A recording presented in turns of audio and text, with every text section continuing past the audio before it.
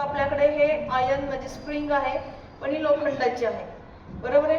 तर आपण ह्याच्यामध्ये हे टाकलं, पण ही रिएक्शन थोडीशी स्लो आहे. तर याच्यामधला जो कॉपर आहे, कॉपर कसा आहे, less reactive as compare to the iron. Iron is the more reactive. म्हणजे हा आयन आपण ह्याच्यामध्ये जेव्हा टाकू तेव्हा यातला कॉपर आहे त्याचा लेअर याच्यावरती येतो, कळलं का. म्हणजे कॉपर याच्यातून काय होतं, डिस्प्लेस होतं, because it is the less reactive element. तर त्याचप्रमाणे आपण याची जर पावडर टाकली आयन फिलिंगची तर त्या ठिकाणी ती फास्ट रिएक्शन होणार का, कारण की त्याची साईज कशी आहे, छोटी आहे.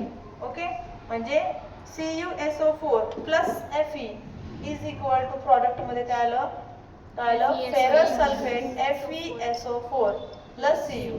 जर आपण मगाशी कसं आपण जर पाहिलं बऱ्यापैकी ह्याचा कॉपरी सरफेस झालेला आहे, झालंय की नाही. तर अजून आपण जर पाहिलं तर ह्याचा अजून जास्त कॉपरी सरफेस होणार आहे. म्हणजे कॉपर याच्यावरती डिपॉझिट झालेला आहे. आणि जर तुम्ही पाहिलं आपण एक टेस्ट ट्यूब बघूया, हे जर ओतलं तरी काही हरकत नाही. तर आधीचा रंग आणि याचा रंग थोडासा मला वाटतं ग्रीनिश झालेला आहे. इथं पण तुम्हाला तो लेअर ग्रीनिश टाइप दिसतोय, हा ब्ल्यूइश नाही. जर आपण जर पाहिलं बघा, आता हे क्रिस्टल सारखाच कलर होतो, म्हणजे हे जे आहे तर याचा कलर आणि याचा कलर जर पाहिला तर बऱ्यापैकी तुम्हाला हा